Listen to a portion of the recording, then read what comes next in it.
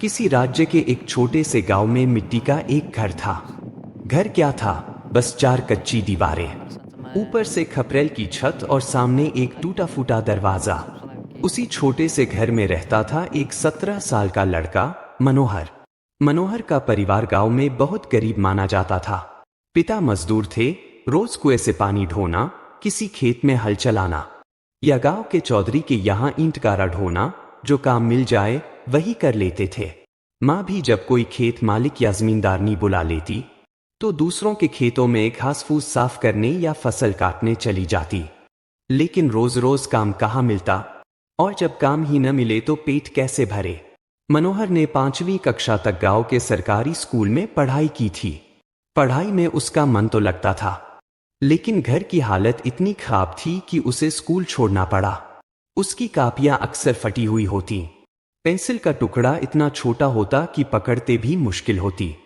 School के बाकी बच्चे मजाक उड़ाते, अरे देखो, फटेहाल मनोहर आया है, इसकी चप्पलें तो आधी टूटी हुई हैं। मनोहर चुपचाप सह लेता। शुरू में उसे समझ नहीं आता कि सब उसके पीछे क्यों पड़ते हैं, लेकिन धीरे धीरे समझ आया कि असल वजह गरीबी है। उसकी माँ अक्सर बिना खाए सो जाती ताकि उसका बेटा थोड़ा सा पेट भर सके। पिता कड़ी धूप में पसीना बहाते और रात को थके हारे घर लौटते तो कहते, बेटा बस थोड़ा सब्र कर, एक दिन सब ठीक हो जाएगा। मगर मनोहर जानता था कि उनकी बातें सिर्फ दिलासा है। सच तो यह था कि हालात सुधरने के कोई आसार नहीं थे।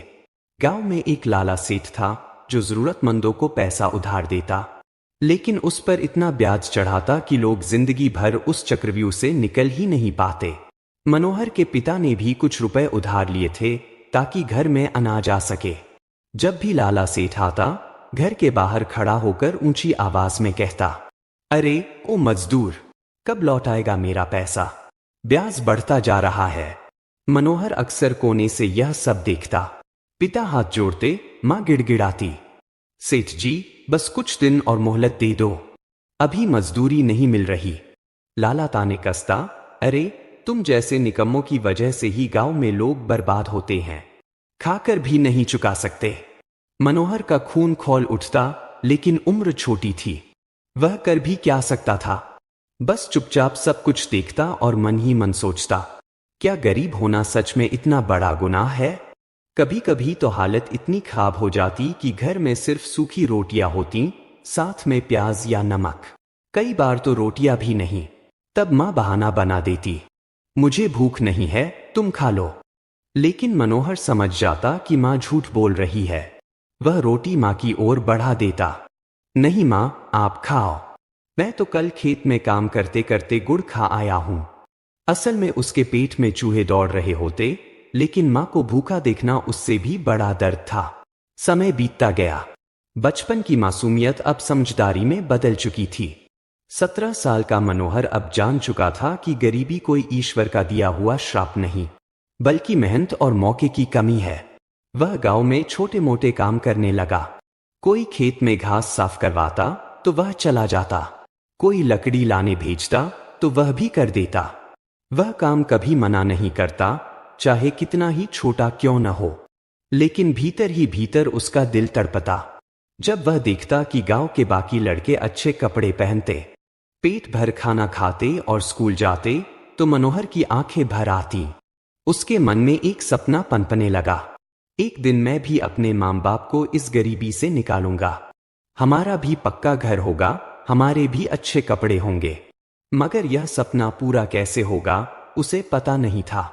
उसकी जेब हमेशा खाली रहती, लेकिन सपने हमेशा बड़े।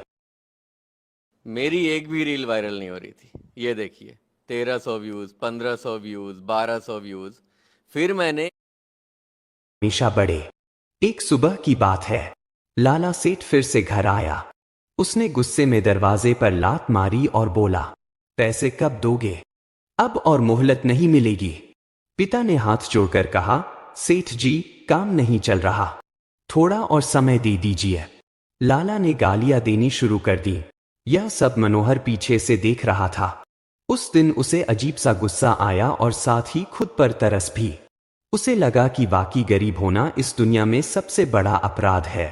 कुछ दिन बाद मनोहर मजदूरी करके कुछ रुपए लेकर लौट रहा था।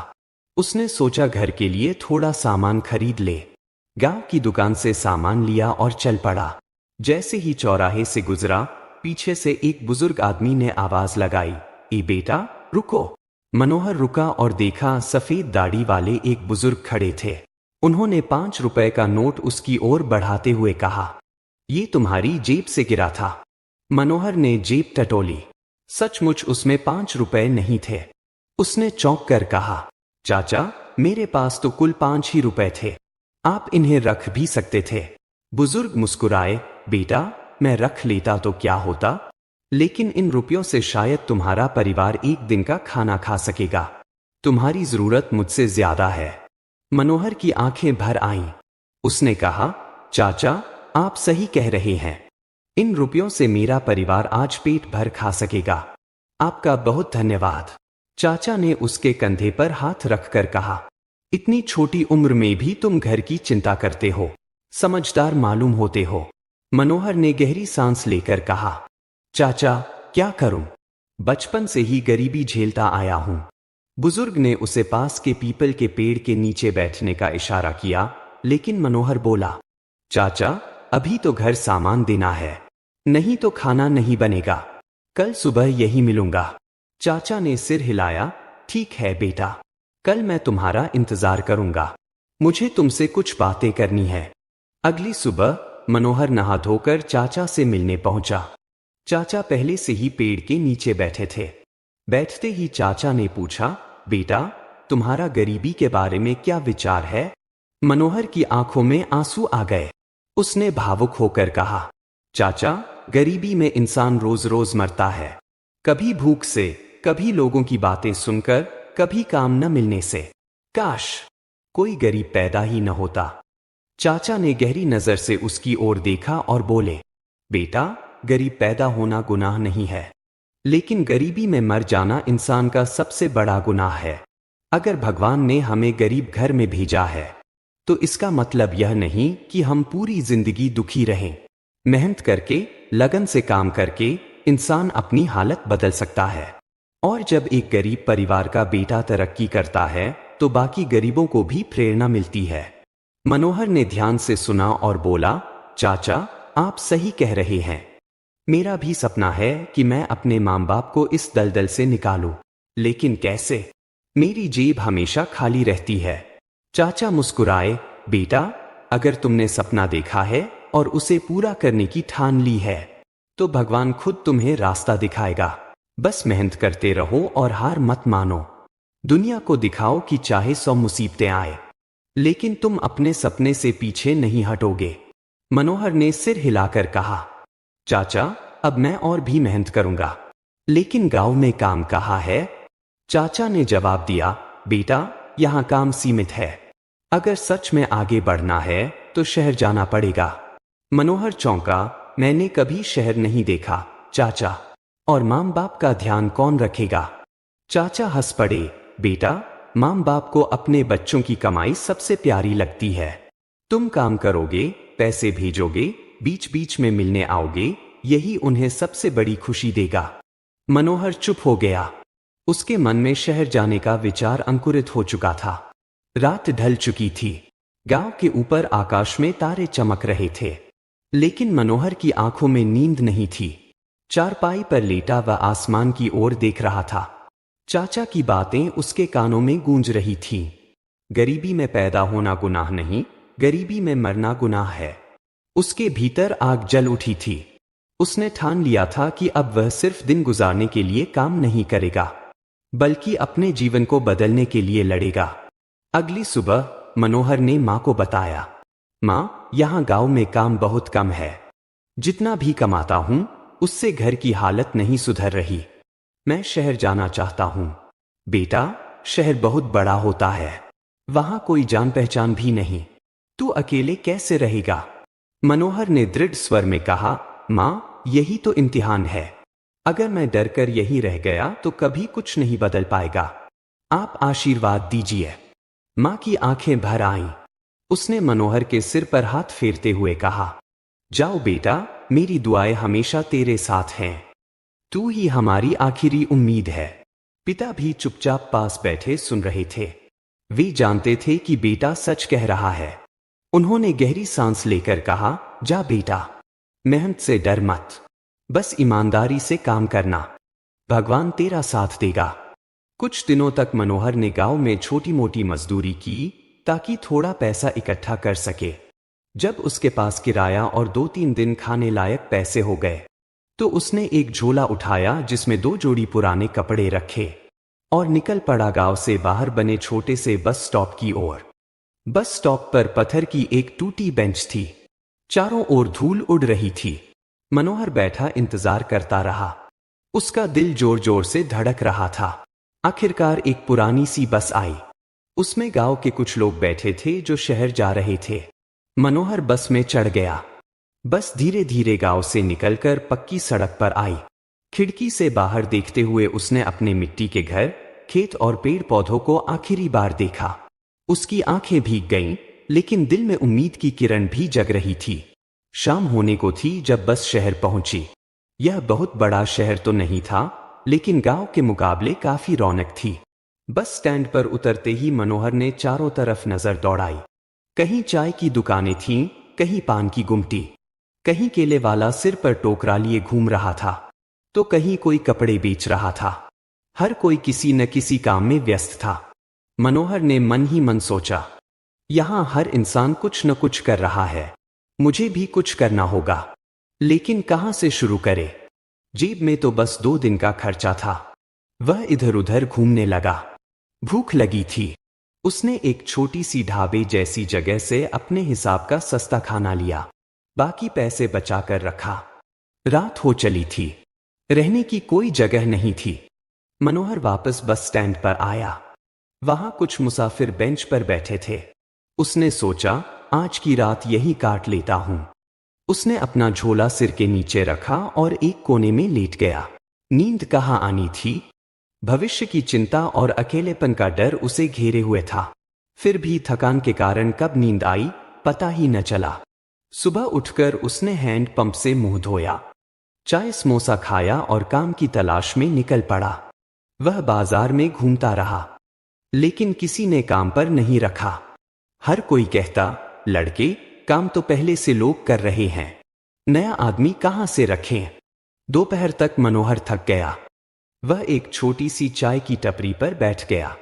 वहां पहले से एक आदमी बैठा था। उसने मनोहर को गौर से देखा और कहा, बेटा, नए लगते हो, कहां से आए हो? मनोहर ने सच्चाई बता दी, गांव से आया हूं, काम की तलाश में। आदमी ने सिर हिलाया, शहर में काम मिलना आसान नहीं है, लेकिन घबराओ मत, मिल जाएगा, मेहनत करते रहो। मनोहर हल्की सी मुस्कान के साथ चुप रहा। पूरा दिन घूमने के बाद भी उसे कोई काम नहीं मिला। शाम तक उसके पैरों में छाले पड़ गए थे।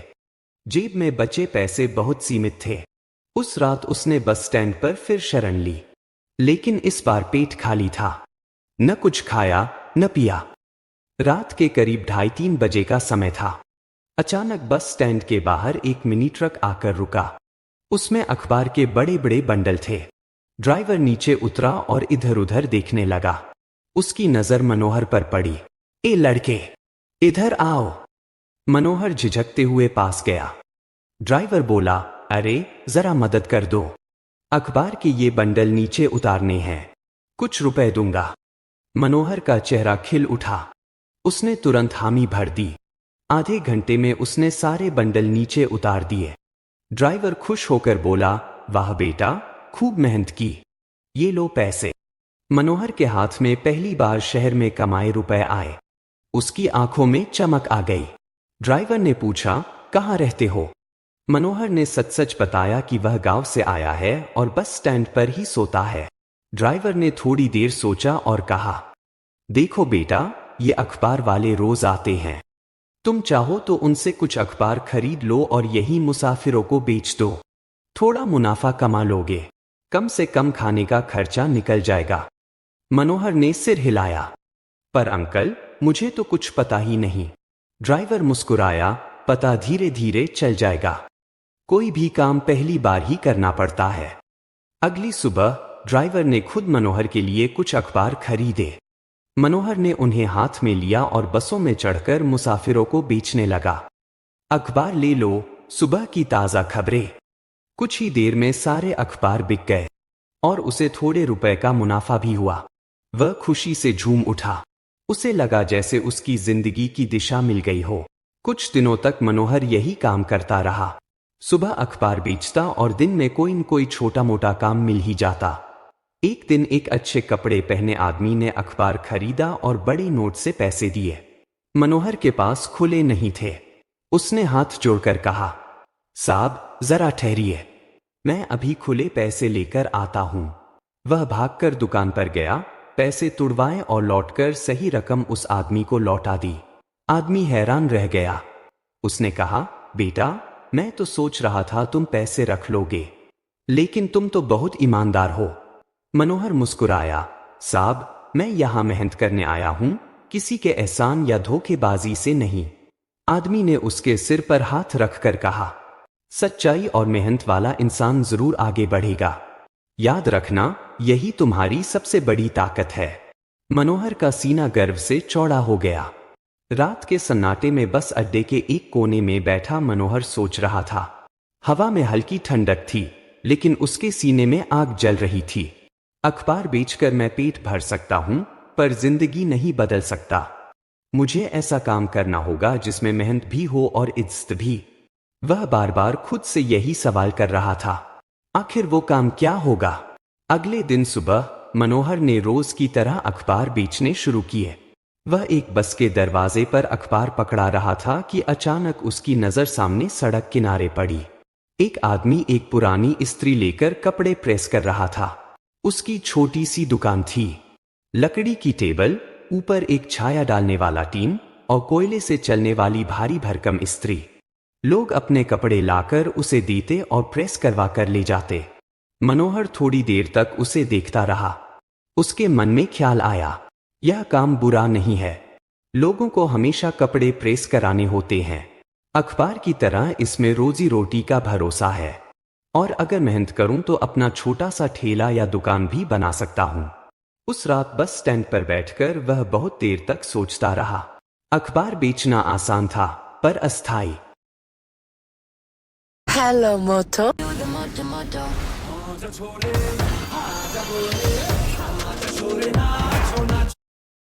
अस्थायी।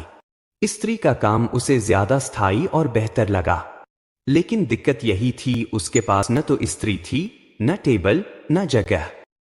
उसने सोचा, कम स्त्री तो लेनी ही होगी। कई दिनों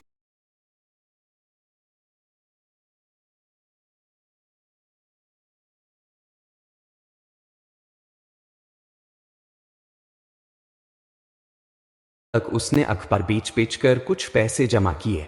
फिर एक दिन वह पुरानी चीजों की मंडी में गया। वहां पुराने बर्तन, फर्नीचर, साइकिल, सब कुछ बिकता था। वहां उसे एक बूढ़ा दुकानदार मिला जिसके पास एक बड़ी सी कोयले वाली इस्त्री रखी थी। मनोहर ने पूछा, बाबा ये कितने की है? बूढ़ा बोला, बेटा नई होती तो 200 की आती, पर ये पुरानी है, थोड़ी भारी भी है, 100 रुपए दे दो। मनोहर के पास बस 100 करके 150 रुपए थे। उसने थोड़ी देर सोचा और मोल भाव करने लगा। बाबा मेरे पास सिर्फ 80 रुपए हैं, बाकी मैं बाद में दूंगा। बूढ़े ने उसे ध्यान से देखा। उसकी आंखों में ईमानदारी झलक रही थी। बोला, ठीक है बेटा, ले जा, पर वादा करना बाकी पैसे भी दे देना। मनोहर ने झट से हामी भरी। इस तरह उसके हाथ में पहली बार अपनी मेहनत का असली औजार आया, पुरानी भारी इस्त्री। अब सवाल था, काम कहाँ करे? बस अड्डे के पास एक पुराना नीम का पेड़ था। उसके नीचे थोड़ी जगह खाली रहती थी।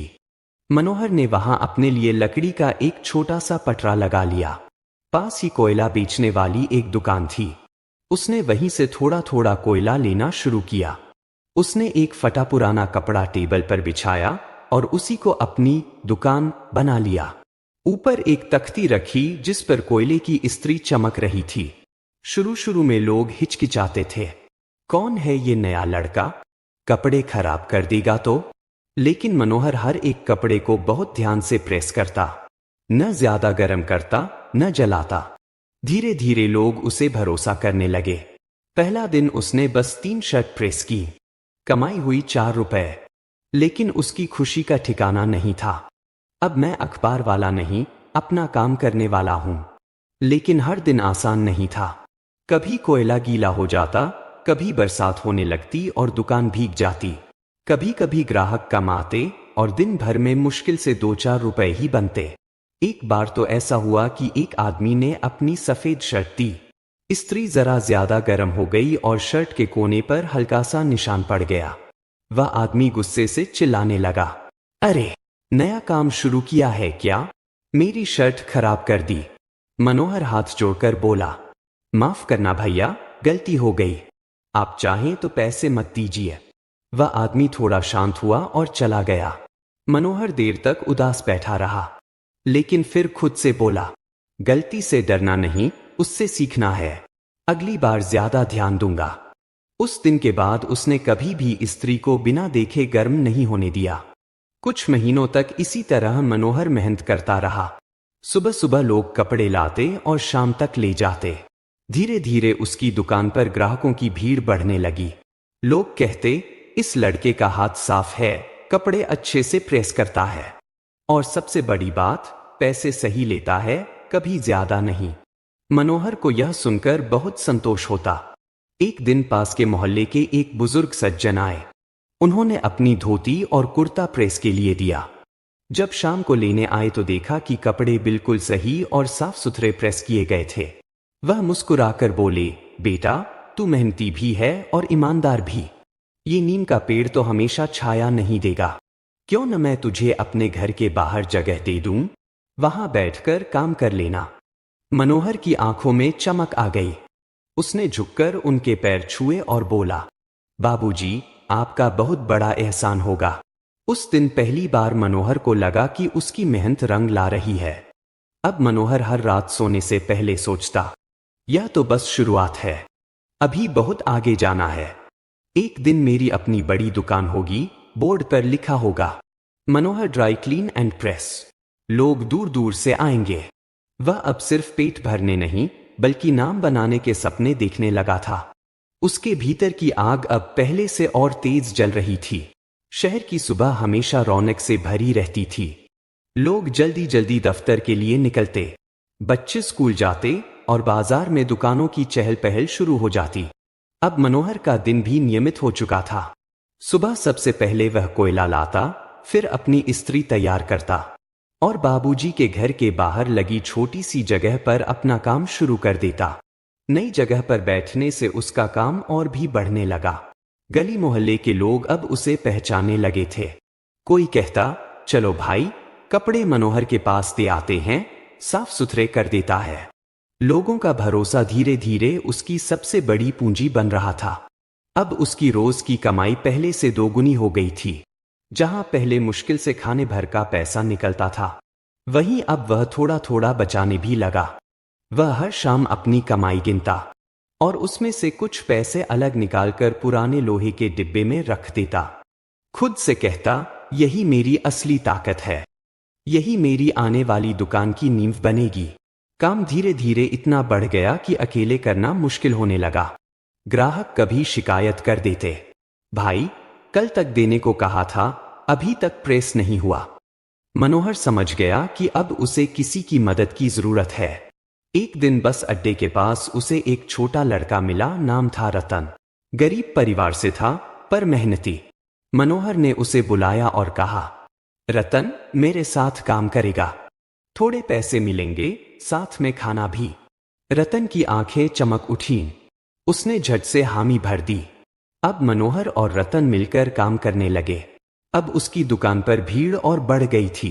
लोग कहते, कुछ ग्राहक तो अपने कपड़े हफ्तों तक वहीं छोड़ जाते और कहते, भाई, आराम से कर लेना, हमें चिंता नहीं। यह भरोसा मनोहर के लिए सबसे बड़ा सम्मान था। एक दिन मोहल्ले का एक धोबी आया। उसने कहा, भाई, मेरे पास कपड़े धोने का काम बहुत है, पर प्रेस करने का समय नहीं। क्या तू मेरे कपड़े प्रेस कर देगा? अब धोबी रोज ढेर सारे कपड़े उसके पास छोड़ जाता और शाम को ले जाता। इससे उसका काम और बढ़ा और कमाई भी। लगातार 2 साल तक उसने खूब मेहनत की और पैसे बचाए, इतने कि अब वह सिर्फ टेबल पर काम करने तक सीमित नहीं रहना चाहता था। उसका सपना था अपनी दुकान हो, नाम का बोर्ड हो। उसने रतन से कहा, अब समय आ गया है, हम अपनी दुकान खोलेंगे। बाबूजी ने भी उसकी हिम्मत बढ़ाई। उन्होंने अपने एक जानकार से बात करवाई और बाजार की एक गली में छोटा सा किराए का कमरा दिलवा दिया। वहीं मनोहर ने अपनी पहली असली दुकान खोली। उसने बाहर एक बोर्ड लगवाया, मनोहर प्रेस एंड वॉश। बोर्ड देखने भर से उसका सीना गर्व से भर गया। उस रात उसने पहली बार चैन की नींद सोई। अब उसकी दुकान पर सिर्फ प्रेस ही नहीं, बल्कि धोबी के कपड़े भी आने लगे। धीरे धीरे उसने खुद भी कपड़े धोने और सुखाने का काम शुरू कर दिया। ग्राहक अब कहते, मनोहर के यहाँ कपड़े साफ भी होते हैं और प्रेस भी अच्छे से।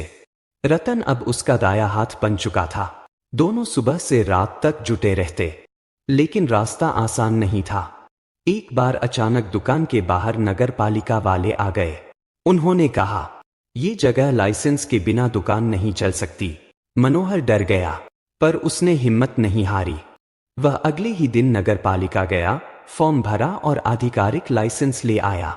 वह खुद से बोला, ईमानदारी से काम कर रहा हूं, तो डरने की जरूरत नहीं। एक दिन पास के एक होटल का मालिक आया। उसने कहा, भाई, हमारे होटल में रोज बहुत कपड़े धुलते हैं, चादरें, पर्दे, यूनिफॉर्म।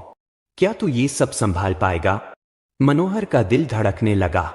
इतना बड़ा काम पहले उसने कभी नहीं किया था, पर उसने आत्मविश्वास से कहा, जी हां, मैं कर लूंगा। उस दिन से होटल का सारा काम मनोहर के पास आने लगा। अब उसकी दुकान हमेशा कपड़ों से भरी रहती। सुबह होते ही दुकान पर काम शुरू हो जाता और रात गहराने तक मशीनों की आवाज और इस्त्री की भाप उठती रहती। धीरे धीरे मनोहर का नाम पूरे मोहल्ले और फिर पूरे शहर में फैल गया। लोग कहते, अगर कपड़े सच में बेहतरीन साफ और प्रेस कराने हों, तो मनोहर के पास ही जाना, जहां कभी वह बस